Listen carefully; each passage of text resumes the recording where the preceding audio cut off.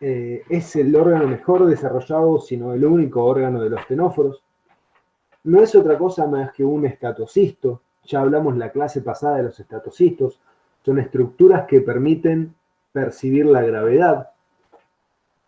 En este caso, acuérdense que siempre un estatocisto va a estar formado por una pequeña piedra, en general silicia o calcárea, que se llama estatolito, el cual se encuentra en una cámara o bolsillo asociado a células sensoriales y obviamente células nerviosas.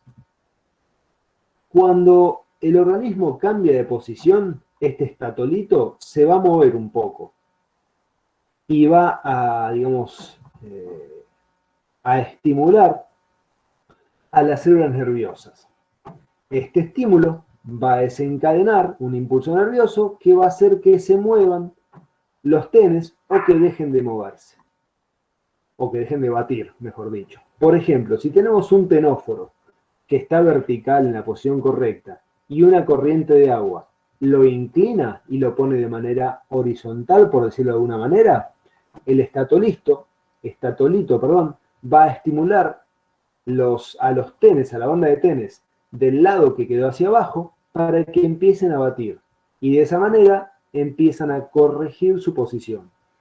Así los estatolitos le permiten mantener la posición vertical o con el eje oroaboral, digamos, hacia abajo. Y de esta manera pueden, digamos, vivir, pueden buscar su alimento y moverse, digamos, de una manera bastante coherente, por decirlo de alguna manera. El estatolito se encuentra asociado a las bandas de tenes a través de lo que se conocen como balancines, que son estas estructuras negritas que se ven acá, que aparecen en número de 4 y cada balancín se une a dos bandas de tenes. Estos balancines derivan de flagelos fusionados y muy modificados. Y por ello se transportan los nervios que van a llegar hacia los tenes y que van a darles la indicación o el impulso de que batan o que dejen de batir, como les comenté. Si cortamos los balancines, se pierde toda conexión entre estatolito y las bandas de tenes. Y estas experiencias se han hecho en laboratorio y lo que se ve es que una vez cortados estas conexiones, los tenes empiezan a batir de manera totalmente descoordinada. Mientras está la conexión, baten de manera coordinada para llevar el animal a un lugar determinado o mantener una posición determinada. Cuando las conexiones son cortadas, se pierde todo tipo de integración o de respuesta coordinada de los tenes. ¿Se entiende, chicos? Calculo que sí. ¿Cómo es la reproducción en los tenóforos?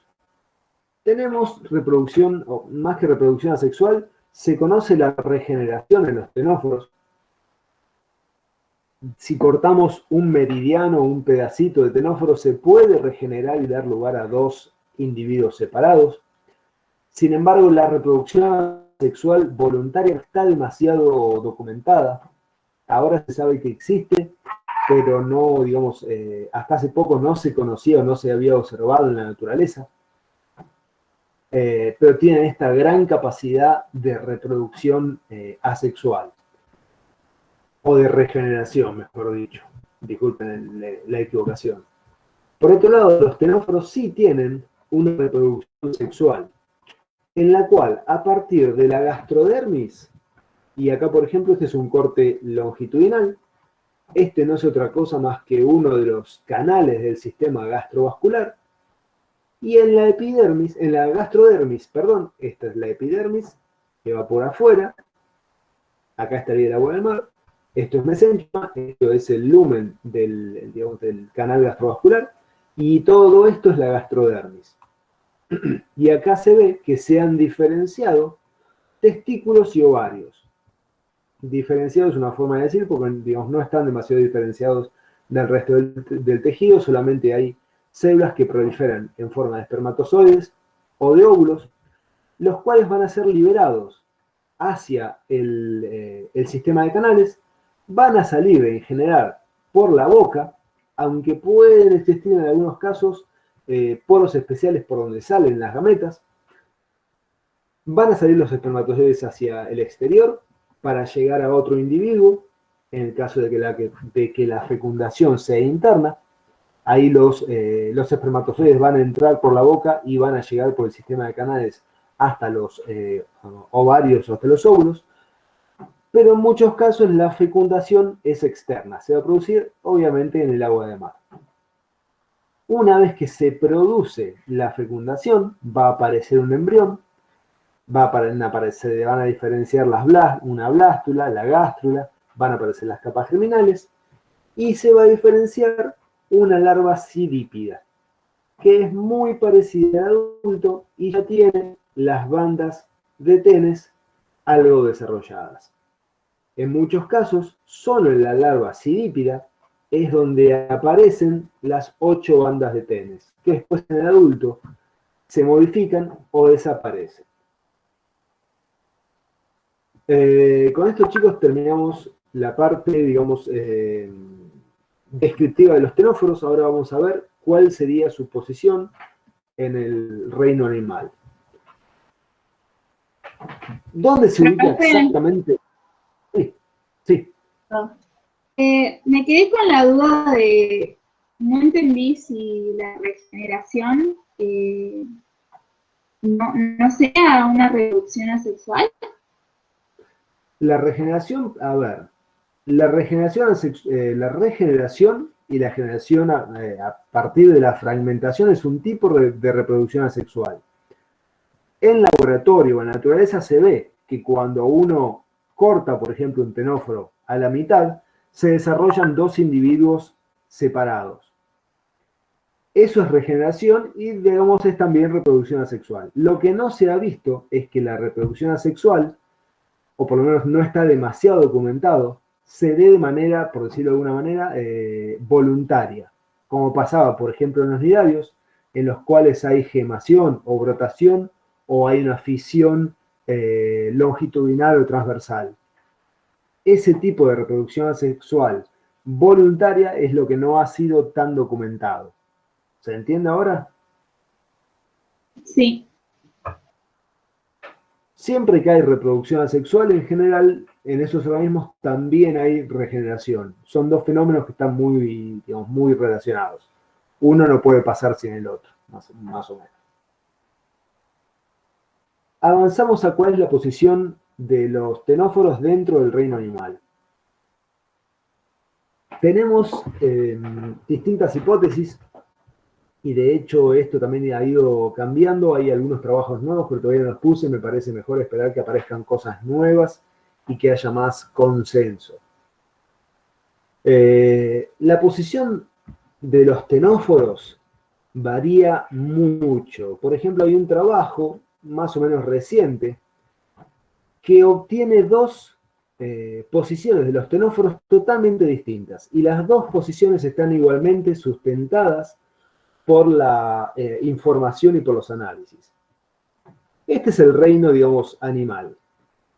Acá vemos que, como lo que llama grupo externo, pusieron a los protistas llamados coanoflagelados en la base del árbol. Acá están los coanoflagelados en la base del árbol. Todos estos son animales. Todos estos son animales. Los coanoflagelados no, los coanoflagelados son protistas. Acá vemos que están los animales bilaterales, deuterostomados y protostomados. Y acá empiezan las diferencias. Fíjense, acá están los placozoas, que después vamos a ver. Placozoa en estas posiciones. Acá están los poríferos.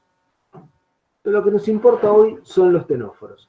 Fíjense que esta hipótesis filogenética ubica a los ctenóforos como grupo hermano de los nidarios. Esto quiere decir que nidarios y ctenóforos forman un grupo monofilético que incluye a un ancestro común, simbolizado en, digamos, la unión de estas 2 ramas, y a todos sus descendientes. Estos podrían ser considerados, ahí se me fue el nombre que les quería dar, un nombre del cual les hablé al principio del teórico. Ahí están, los celenterados. Estos serían los celenterados, es decir, animales con una cavidad primitiva. nidarios y ctenóforos. Sin embargo, si vemos esta otra hipótesis evolutiva, este otro árbol, vamos a ver que acá aparecen los ctenóforos como el grupo más basal, más primitivo de animales. Fíjense, acá están los ctenóforos y acá sale otra rama donde primero aparecen los poríferos, luego aparecen los placozoa y después los nidarios. Como ven, en este caso, ctenóforos y nidarios son dos grupos separados y muy distantes evolutivamente uno del otro. Bajo esta hipótesis evolutiva, las similitudes entre nidarios y ctenóforos serían convergencias evolutivas o paralelismos, que se dieron porque tienen la misma forma de vida, viven en el mismo ambiente, pero no porque estén biológicamente relacionados. Esta teoría, por el contrario, apoya que las similitudes entre nidarios y ctenóforos se deben a que son grupos hermanos que comparten un ancestro común. ¿Se entendió, chicos? Estas cosas las vamos a ir repasando a medida que veamos distintos grupos y creo que al final les va a que, si no han cursado ninguna materia, digamos, que hable de filogenias, al final de la cursada les debería quedar un poquito más claro lo que es un grupo monofilético, polifilético y lo que son las filogenias. ¿Está más o menos claro, chicos? ¿Alguna duda?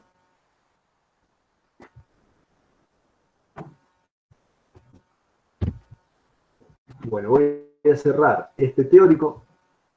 Si después ven el teórico que les envié, van a ver que es levemente distinto a lo que mostramos hoy. Ayer hice algunos cambios.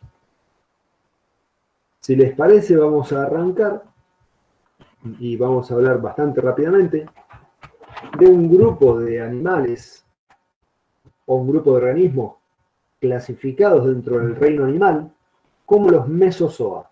Son grupos que no se sabe muy bien de qué manera están relacionados a los animales. Probablemente sean linajes o líneas evolutivas de protistas completamente separados del resto de los animales, o sea, líneas evolutivas separadas que hace millones y millones de años derivaron de protistas, pero que no están relacionados a los animales. Tal vez sean verdaderos animales, e inclusive tal vez algunos sean animales que pertenecen a otros filum ya conocidos, pero que están muy modificados, fundamentalmente por su forma de vida parásita. Lo que meso quiere decir medio, zoa animal, porque justamente esto es algo así como un estadio intermedio de desarrollo entre la vida pluricelular y los animales. Ningún mesozoa tiene verdaderos tejidos.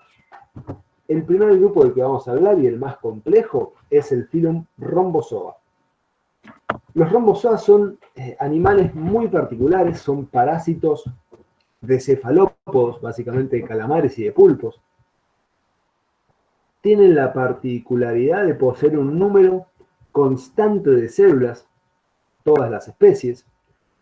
Son animales ciliados externamente, van a tener una capa de células somáticas por fuera, son las células ciliadas, y por debajo de esta capa de células somáticas va a aparecer una única y gran célula axial, que es esta que aparece acá, que recorre toda la longitud del animal.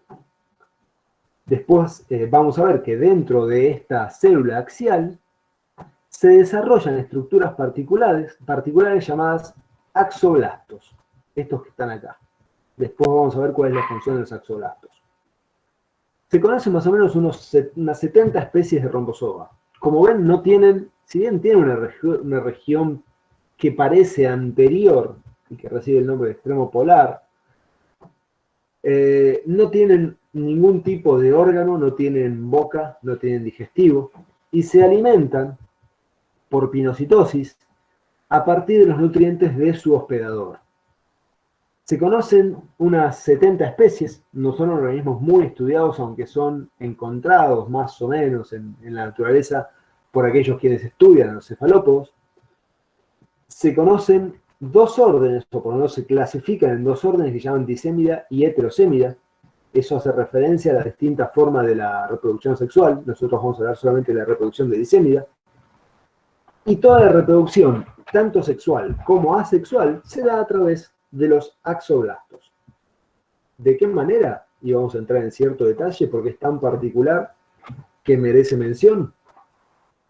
Este es un axoblasto, una célula que se encuentra dentro de la célula axial. Este axoblasto, llegado el momento de la reproducción asexual, se va a dividir y va a producir un macrómero, es decir, una célula grande, y un micrómero, una célula más pequeña. El micrómero empieza a dividirse mucho más rápido y va a acabar cubriendo al macrómero, que es lo que se conoce como la célula axial presuntiva. Si bien como es el adulto o el estadio larval, todo lo que está por afuera que derivó del micrómero van a ser básicamente células somáticas ciliadas, mientras que la célula central no va a ser otra cosa más que la célula axial, esta que está dentro del individuo. En cierto momento, esta célula presuntiva de la célula axial se va a dividir en dos: otro macrómero y un micrómero. Esta célula ya es llamada célula axial y va a fagocitar a lo que va a ser a esta célula más pequeña, que va a ser el futuro axoblasto, como se ve acá. De esta manera, dentro de la célula axial va a quedar un axoblasto. Como le dije al principio, un axoblasto es una célula que se encuentra dentro de la célula axial. Algo bastante raro, bastante particular y único dentro del reino animal. Para seguir el desarrollo en esta reproducción asexual, va a aumentar el número de axoblastos, se van a dividir los axoblastos y van a permanecer dentro del citoplasma de la célula axial, se van a dividir las células somáticas externas y van a llegar a lo que se conoce como una larva vermiforme. Es esta que aparece acá, que hasta este momento se encuentra dentro del citoplasma de la célula axial de un adulto. Pero esta larva vermiforme va a salir al exterior y a desarrollarse de manera independiente al adulto. Esa larva vermiforme va a dar lugar a un adulto. Y esta es la reproducción asexual. ¿Cómo es la reproducción sexual? Se da en general cuando dentro de un pulpo o un calamar hay demasiados parásitos. El medio empieza a tornarse inestable o empieza a ser insuficiente para el desarrollo de estos parásitos. Entonces algunos axoblastos empiezan a diferenciarse, a dividirse, y va a dar lugar a una capa interna de espermatozoides y una capa externa de óvulos. Esto es algo muy particular, único dentro del reino animal. A partir de una célula incluida en el citoplasma de la célula axial, se puede dar la reproducción asexual que les comenté anterior, o la reproducción sexual, a partir de la generación de espermatozoides y óvulos, a partir de los axoblastos. Por la fecundación, por la autofecundación dentro del individuo, o sea, en la célula axial, va a empezar a desarrollarse lo que se conoce como una larva infusiforme. Esta larva infusiforme se empieza a desarrollar dentro de la célula axial de un adulto, pero va a ser rápidamente liberado al exterior. Primero, digamos, al interior del hospedador, y luego salen de ese hospedador para tener vida libre. Como, digamos, en el medio van a caer al fondo y van a empezar a moverse y buscar otros pulpos o otros calamares a los cuales puedan entrar y desarrollarse como adultos vermiformes. Es un ciclo medio enroscado, medio complejo, y acá estaría, digamos, el ejemplo. A través de la reproducción asexual dentro del pulpo del calamar, aumenta el número de adultos vermiformes a través de lo que les ejemplifiqué en las 2 líneas atrás. Y a través de la reproducción sexual se van a producir estas larvas infusiformes que salen del hospedador, como dice acá, van a llegar, digamos, al agua de mar, quedan en el fondo y van a entrar en otro hospedador para desarrollarse como adultos vermiformes. ¿Se entendió, chicos? Y acá les voy a poner rápidamente un video. Es el único que encontré de Rombozoa para que vean cómo son estos animales y que existen. Es un Rombozoa. Es lo mejor que encontré. Como ven, son animales bastante grandes. Y aquí podemos observarlo. Bueno, ahí se revolvió. Como esta parte fiscal es la que Ese es un Rombozoa. Como ven, bastante grande. Y adentro se están desarrollando los axogastos. Para que vean que existen. ¿Parece, chicos? ¿Se están entendiendo? ¿Están presentes? Sí. Los ortonectidios son también parásitos. En este caso, parásitos de equinodermos, estrellas de mar, erizos, etc. Se conocen solo 20 especies. Obviamente hay más, pero se conocen 20. Los adultos de estos animales son básicamente plasmodiales. Es un conjunto, no es un tejido, pero es un organismo sincitial, es decir, donde existe una membrana plasmática y muchas organelas dentro de esta membrana. No tiene ningún tipo de órganos, va a alimentarse básicamente por pinocitosis de los nutrientes que se encuentran dentro de su hospedador. Se va a reproducir de manera sexual por simple fragmentación, pero tienen reproducción sexual a partir también de núcleos que van a diferenciarse en óvulos y espermatozoides, en los cuales se va a dar la fecundación y va a formarse unos pequeños individuos ciliados de vida libre que van a buscar nuevos hospedadores. Eso es todo lo que vamos a hablar de los ortonéctidos. Un grupo bastante pequeño y extremadamente simple. Pasamos a otro filo, un filo un poco más interesante. Se llama Placozoa. Fue descubierto hace creo que fueron 150 años, una cosa por el estilo, 150 o 200 años, por un biólogo que los encontró en el acuario donde criaba especies para el estudio. Ahí encontró que sobre el vidrio se estaba moviendo una estructura que es esta que aparece acá. No se los catalogó, ni se les dio el nombre que hoy tienen, ni se los identificó como un filum aparte, sino hasta muchos años después, creo que fue hasta la década del 50, cuando se pudo estudiar mejor este animal, cuando se lo encontró en la naturaleza, porque permaneció casi 100 años conocido solo a partir de los ejemplares de ese acuario, y se pensó que era la larva de algún tipo de invertebrado. Sin embargo, cuando se lo encontró en la naturaleza, se lo pudo nombrar y describir mejor. Solamente se conoce, hasta hace poco solo se conocía una especie, Trichoplax adherens. Hoy se conocen más especies, las cuales se han diferenciado a partir de la biología molecular, básicamente de la información genética, pero son externamente prácticamente iguales.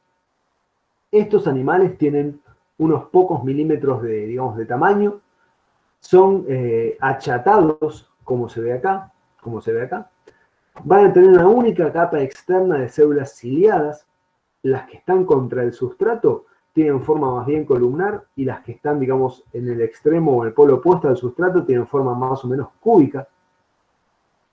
Las de la zona basal son las que van a buscar el alimento y van a fagocitar el alimento para, digamos, poder alimentar al resto de estos animales pluricelulares, pero muy simples. Y entre estas dos capas existe una especie de mesénquima mucoso, en el cual también hay células diferenciadas. Se conoce tanto la reproducción asexual por fermentación como la reproducción sexual. Y vamos a ver un videíto de estos placozoas para que vean de qué se trata. ¿Me están escuchando bien, chicos? Sí, A ver si profe. alguien me manda un WhatsApp. Ah, buenísimo, perfecto. Estos son los placozoas, el género Trichoplax.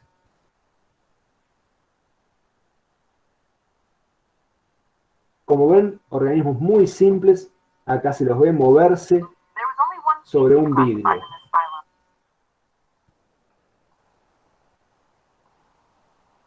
Acá se ve como despacito se van moviendo gracias a los cilios sobre un vidrio. Acá hay una. Este individuo se está reproduciendo sexualmente. Acá se ve cómo se mueven. Acá se está dividiendo de manera sexual. Y acá hay más de estos organismos que, como ven, son pero muy simples. Son unas capitas de células y este es el medio donde se los ha encontrado, colectado. Inosciozoa. Y tiene la particularidad de que muy probablemente este filum no exista. Fue descrito la única especie que se conoce, que se llama Salinera salve, fue descubierta en el año 1892 por un biólogo llamado Frenzel. Los encontró en unas minas de sal en Argentina. Ahora no, creo que eran acá en Patagonia. Encontró algunos individuos y describió a estos animales, este filum. Él dijo que eran algo así como un saco de células con cilios, con una boca y un ano, rodeados por estructuras que parecían ser cilios. A estos animalitos, estos son los dibujos que hizo originariamente Frenzel. Y si buscan en internet, estos dibujos son los que van a encontrar. Él publica esta especie, publica la descripción, y ahí queda el nombre. Nunca más nadie los volvió a encontrar. Y acá está bueno hablar un poco de cómo funciona la taxonomía y la nomenclatura. Se cree que esto no existe y que en realidad Frenzel vio cualquier otra cosa y describió esto que era más producto de su imaginación que realidad. Sin embargo, la descripción original existe. El material tipo, los especímenes en los que él se basó para describir estos bichos, desapareció o no está, está muy deteriorado. Entonces no podemos saber con certeza si existen o no. Tal vez existan y nunca más fueron encontrados. Y por eso no podemos descartar el nombre. Y este nombre, Salinera salve, y el filum Monoblastozoa, siguen válidos. Y para la taxonomía es un nombre que existe. Sin embargo, lo más probable es que en la naturaleza esto no exista. Eso es algo que pasa muchas veces. E inclusive se le da nombres particulares a estos nombres en nomenclatura, y esto podría pasar como nomen inquirenda, un nombre que se está discutiendo, o nomen dubium, cuando es un nombre que se duda que refleje algo que existe en la realidad. Algo interesante es que obviamente hay gente que ha vuelto a las salinas donde fue descrita Salinera salve, hubo varias expediciones y no las pudieron encontrar. Algunas expediciones dicen que el lugar en realidad se transformó en tierras de cultivo y que si existía este animal, por lo menos en el lugar donde se lo describió, nunca más se lo va a poder encontrar. Con esto, chicos, terminamos el teórico de hoy. Voy a dejar de compartir.